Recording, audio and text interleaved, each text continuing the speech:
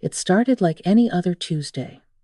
The sky outside our small apartment window was that particular shade of indifferent gray that promises rain but never delivers.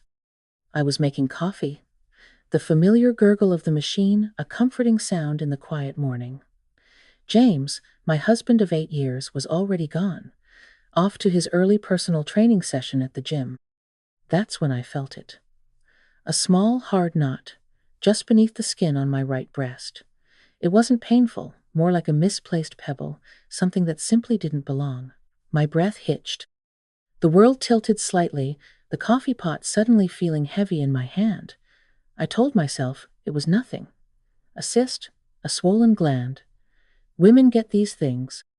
But a cold dread, sharp and unwelcome, began to seep into the edges of my consciousness.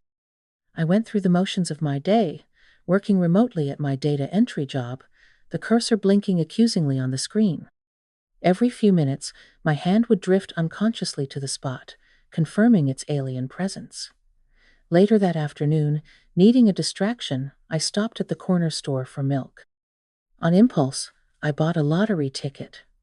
A Mega Millions. Something I rarely did, maybe once or twice a year when the jackpot ballooned. It felt frivolous, almost defiant in the face of the fear coiling in my stomach. I tucked it into my wallet and promptly forgot about it. The lump was the real headline in my mind, overshadowing everything else. That evening, I checked the lottery numbers online, more out of habit than hope. My eyes scanned the familiar digits on my ticket, then darted to the winning numbers on the screen. Once, twice. A third time, my heart hammered against my ribs, a frantic bird trapped in a cage. 4, 17, 23, 38, 45. Mega Ball 11. Every single number matched. 4.2 million.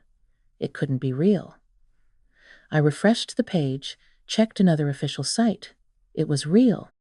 A wave of dizziness washed over me, so potent I had to grip the edge of the kitchen counter. In the span of 12 hours, my world had been rocked by two seismic events, one terrifying, one unbelievable. Fear and exhilaration tangled inside me, a bizarre cocktail of emotion that left me breathless and trembling.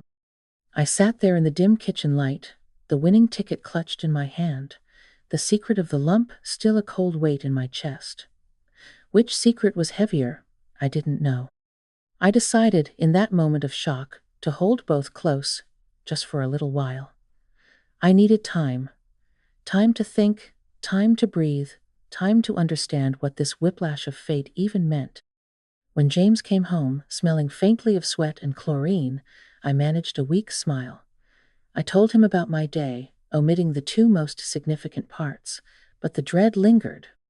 I knew I had to see a doctor. The lottery win felt like a strange, glittering counterpoint to the fear, but the fear was louder. The next day, I made the appointment. The wait for the biopsy results felt like an eternity, each tick of the clock amplifying the anxiety. The winning ticket stayed hidden, a silent, potent secret. What would I even do with it? And overshadowing that question was the darker one. What was this lump inside me? The phone call finally came. It was the doctor's office. They had the results. My hand shook as I reached for the phone, the world narrowing to that single, impending conversation. "It's malignant, Eleanor." The doctor's voice was kind, professional, but the words landed like physical blows. Stage 2 breast cancer. Invasive ductal carcinoma. A flurry of medical terms followed, treatment options, surgery, chemotherapy, radiation, but they blurred into a terrifying haze. All I could hear was the word cancer, echoing in the sudden, cavernous silence of my mind. I thanked her numbly, hung up the phone, and stared at the wall, the floral wallpaper seeming to mock me with its cheerful pattern. The 4.2 million lottery ticket felt utterly irrelevant now, a cruel joke played by a capricious universe. This diagnosis was the only reality. That night, I knew I couldn't keep it from James any longer. The lottery win still felt like a fragile, unreal thing I needed to protect, but the cancer was a shared burden.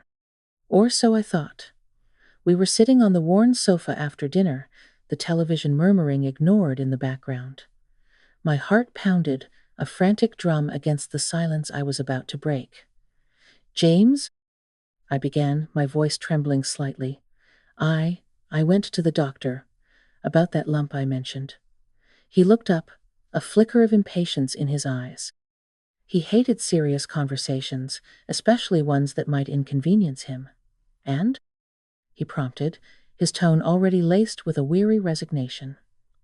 It's cancer, James. Breast cancer. Stage 2. The air thickened. I watched his face, searching for a sign of concern, of support, of shared fear. Instead, his expression closed off. His jaw tightened.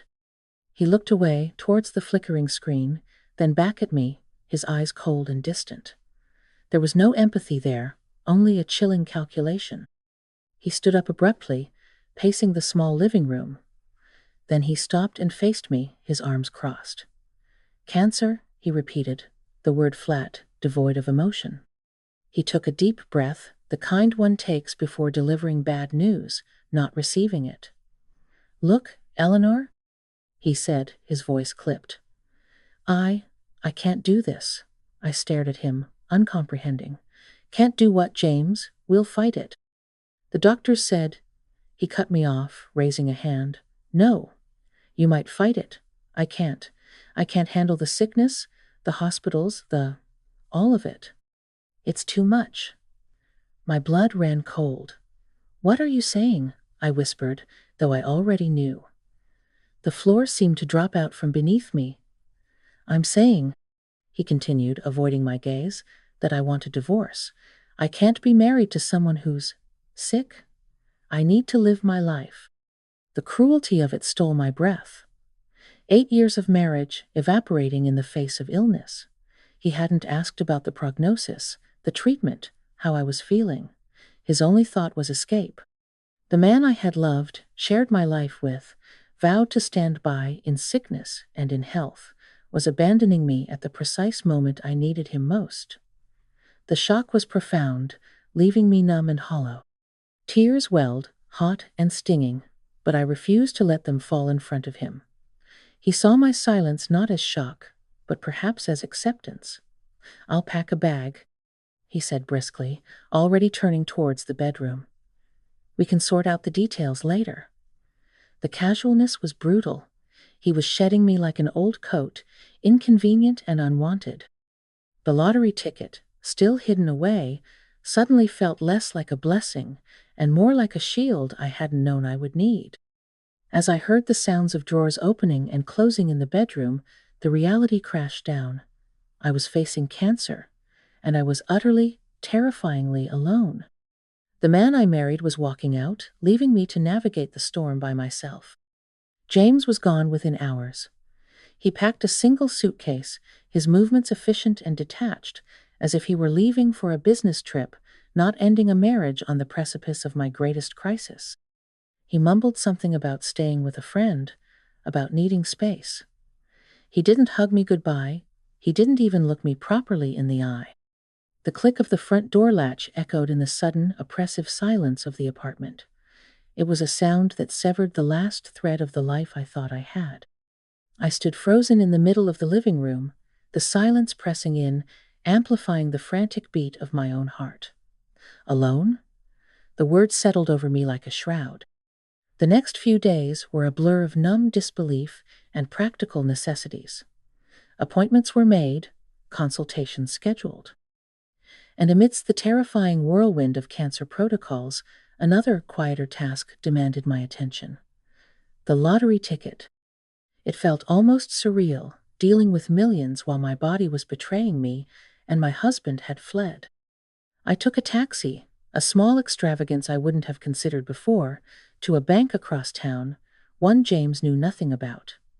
I opened a new account solely in my name, depositing the check with trembling hands.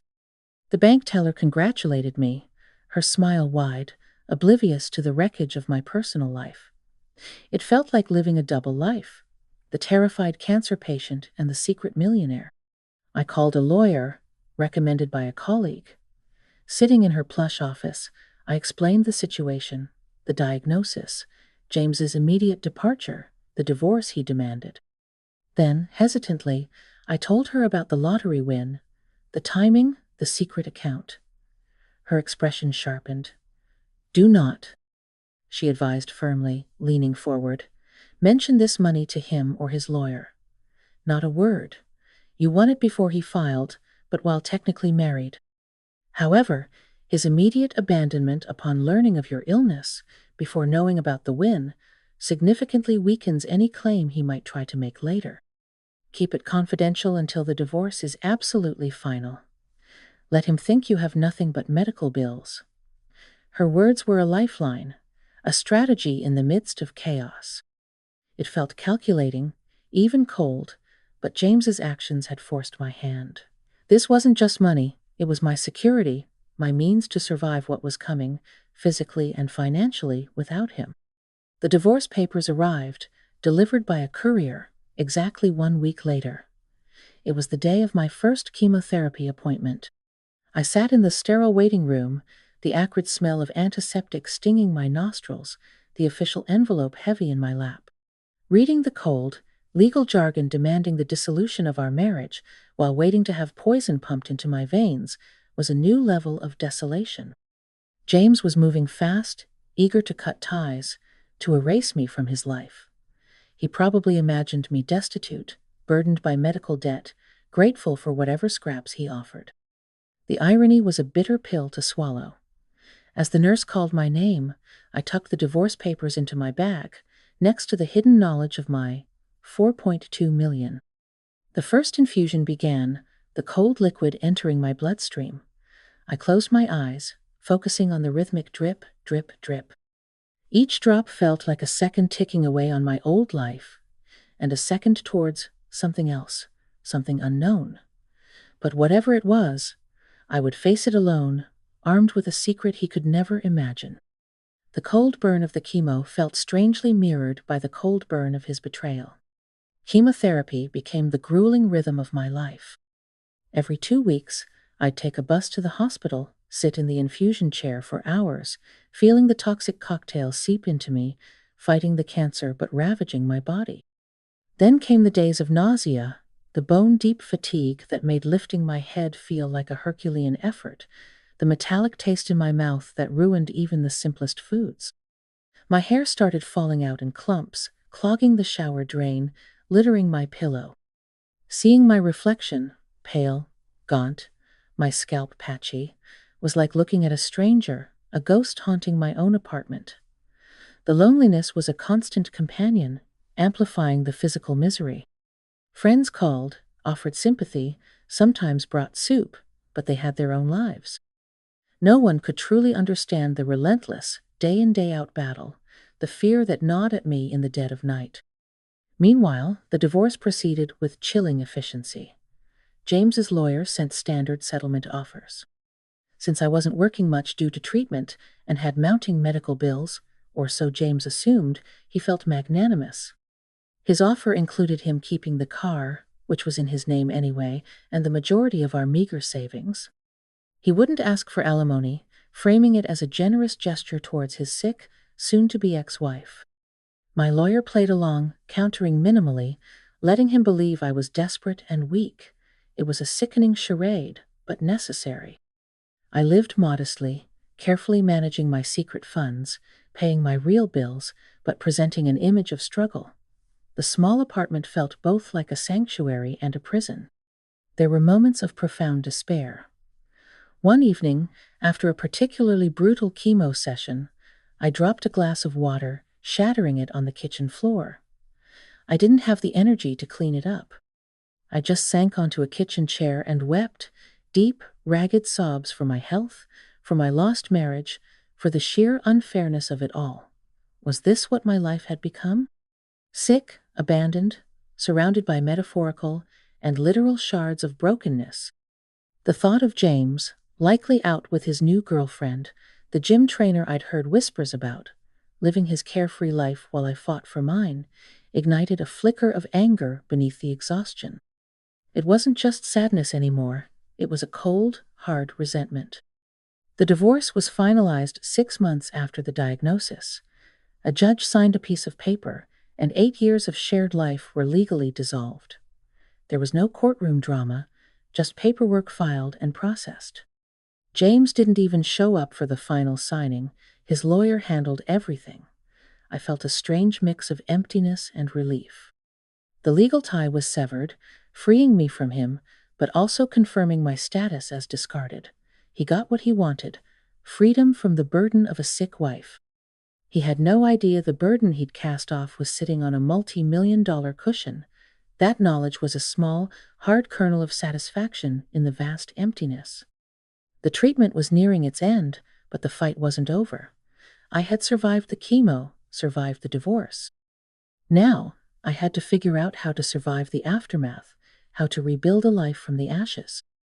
The reflection in the mirror was still gaunt, still scarred, but somewhere in the eyes, a spark of defiance was starting to glow. The crucible hadn't consumed me entirely. The day of my last chemotherapy infusion felt less like a victory and more like crossing a finish line utterly depleted, crawling rather than running. The nurses cheered, gave me a small certificate, but the celebration felt muted. The radiation treatments followed, less debilitating but still draining, marking my skin, reminding me daily of the battle waged within. Recovery wasn't a sudden switch flipping back to normal. It was a slow, tentative crawl out of a deep pit. Energy returned in frustratingly small increments. My hair began to grow back, soft and fuzzy like a baby bird's. Food started tasting like food again. With the physical fog slowly lifting, the mental landscape began to clear too. The anger towards James remained, a low, steady burn, but it was no longer all-consuming. It was being replaced by something else. A quiet determination. I had survived cancer. I had survived abandonment. And I had 4.2 million sitting in a bank account. What now? Lying awake one night, staring at the familiar cracks in the ceiling, an idea began to form, tentative at first, then gaining clarity and strength. I thought about the crushing financial burden that cancer treatment imposed, a burden I was thankfully spared. I thought about the added terror of facing it alone, as I had. What about single parents, juggling treatment, work, childcare, often with little support? The idea solidified, a foundation. A nonprofit dedicated to providing financial assistance and practical support to single parents undergoing cancer treatment. It felt right. It felt like taking the poison of my experience, the betrayal, the illness, the loneliness, and transmuting it into medicine for others. It gave the lottery win a purpose beyond my own survival and comfort. It was a way to reclaim my narrative, not as the victim James had left behind, but as someone who could create something positive from the wreckage. I started researching, making calls, meeting with financial advisors and nonprofit consultants. The process was complex, demanding energy I sometimes didn't have, but it was invigorating. For the first time in months, I felt a sense of purpose that wasn't solely focused on survival. I was building something. During my follow-up appointments at the oncology clinic, I often chatted with one of the nurses, Michael. He had a calm presence, kind eyes, and a gentle sense of humor that had often been a small bright spot during my darkest treatment days. He remembered me, asked how I was really doing, listened patiently when I spoke tentatively about my foundation idea. There was no pity in his gaze, only genuine interest and encouragement. One afternoon, I bumped into James on the street. It was the first time I'd seen him since he'd walked out. He was with a younger woman, blonde and athletic-looking, undoubtedly the trainer.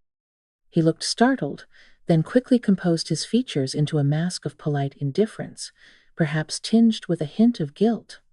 "Eleanor," he said, his voice awkward. "You're looking better." I met his gaze evenly, my heart giving a small, painful lurch, but my voice steady. "I'm feeling better, James. Getting stronger every day." There was a beat of silence. He clearly didn't know what else to say. The woman beside him looked impatient. "Well, take care," he mumbled, turning away quickly. Watching them walk off, arm in arm, stung less than I expected. It was like looking at a stranger who vaguely resembled someone I used to know. My focus was elsewhere now. It was on healing, on building. The foundation plans were taking shape, the legal structure almost complete. It was time to find office space, hire staff, prepare for the launch. The seed of the idea was sprouting, pushing through the hard soil of my recent past. I felt a flicker of excitement, something I hadn't felt in a very long time. The decision was made. I wouldn't just survive, I would thrive. And soon, the world, including James, would know it. Launching the Phoenix Foundation, the name felt apt, was an exercise in controlled chaos and quiet determination. I found a small, bright office space downtown, furnished it simply but comfortably. Hiring the first staff member, a compassionate social worker named Maria, felt like a significant milestone. Poring over applications for assistance, reading the stories of single parents stretched thin by illness and financial strain, solidified my resolve. These were the people I wanted to help. The first grant we awarded, to a young mother battling leukemia while raising two small children, brought tears to my eyes, tears of empathy, but also of profound gratitude for being able to make a difference. The work was demanding, but deeply rewarding. It filled the hours and gave my life a structure and purpose that transcended my own recovery. My energy levels were steadily improving, and the regular checkups showed no signs of recurrence. The shadow of cancer was receding, replaced by the light of this new venture. My interactions with Michael, the oncology nurse, became more frequent. He'd volunteered some of his off hours to help review medical documentation for the foundation's applicants, his expertise invaluable. We started grabbing coffee after his shifts, talking about everything and nothing, his love for hiking, my newfound passion for the foundation, our shared experiences witnessing the resilience of the human spirit in the face of illness. There was an ease between us, a comfortable silence that spoke volumes more than James's awkward pronouncements ever had. Michael knew what I'd been through, not just the clinical details, but the emotional toll. He'd seen countless patients navigate that terrifying path. He admired my strength, he said one evening, not in a pitying way, but with genuine respect. He wasn't intimidated by my past. He seemed to see it as part of the person I had become. Slowly, tentatively, a connection began to form, built on shared understanding and mutual admiration. It wasn't a whirlwind romance, but a gentle unfolding, like a flower turning towards the sun after a long winter. It felt healthy, real, a stark contrast to the relationship I'd lost. The foundation was growing steadily, helping more families each month.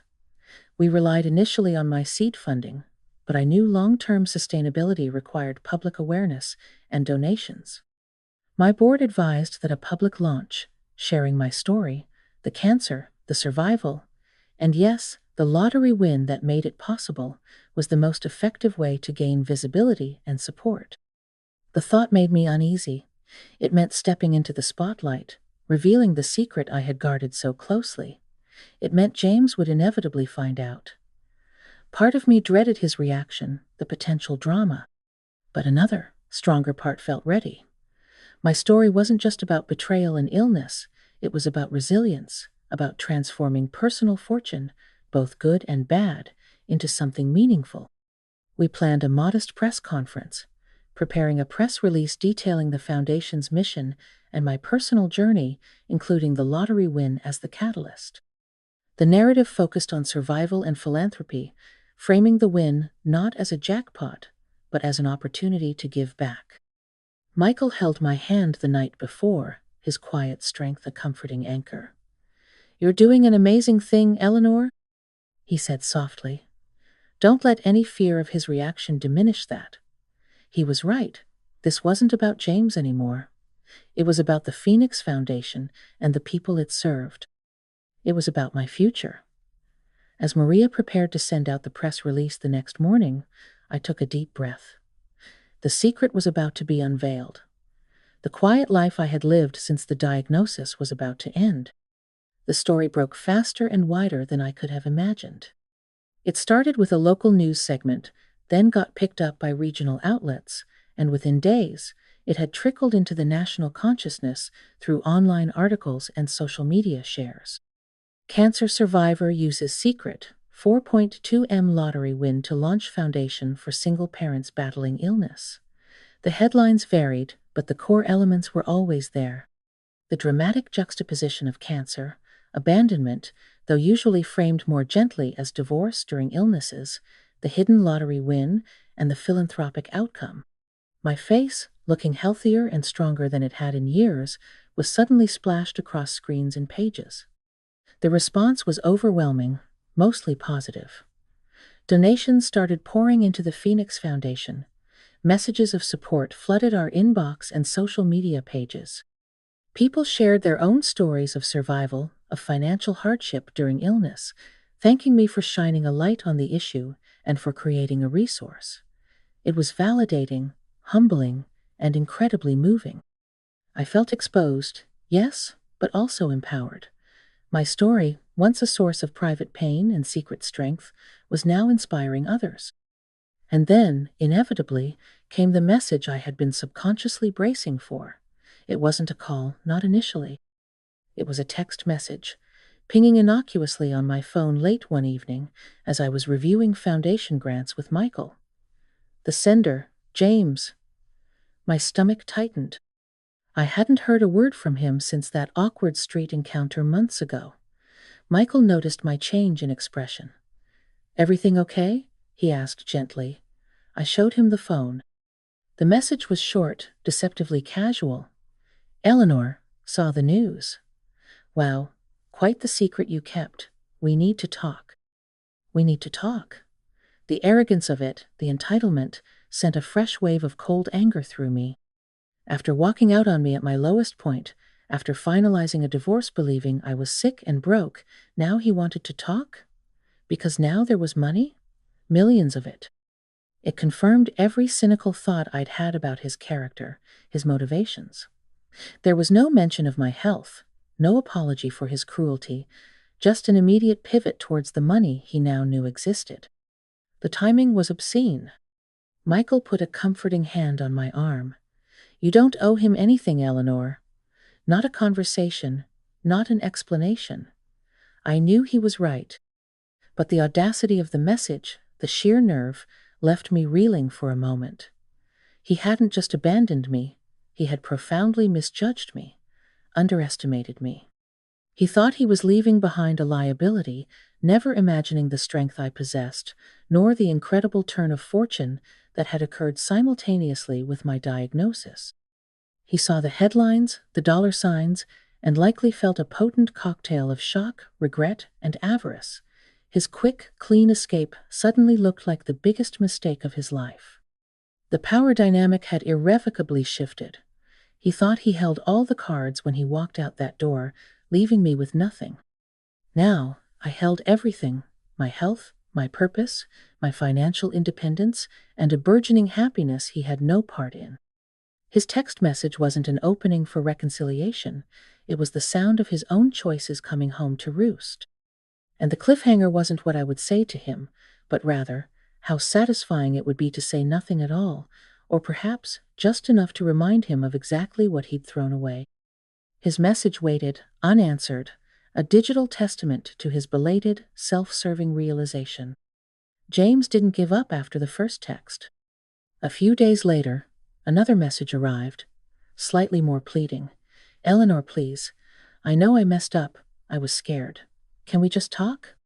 Then came the voicemails, his voice tight with a forced sincerity that didn't quite mask the underlying panic. He spoke of our future, conveniently forgetting he had unilaterally dissolved it. He mentioned how proud he was of my recovery and the foundation, as if he had any right to claim association with either. The hypocrisy was breathtaking. I discussed it briefly with my lawyer, just to be safe. She confirmed what I already knew. The divorce was final, the assets were divided based on the information available then, and his abandonment during my illness, before the win was known, left him with no legal recourse. His attempts were purely emotional manipulation, fueled by greed.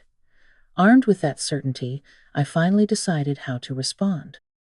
Not with anger, not with lengthy explanations, but with his own words.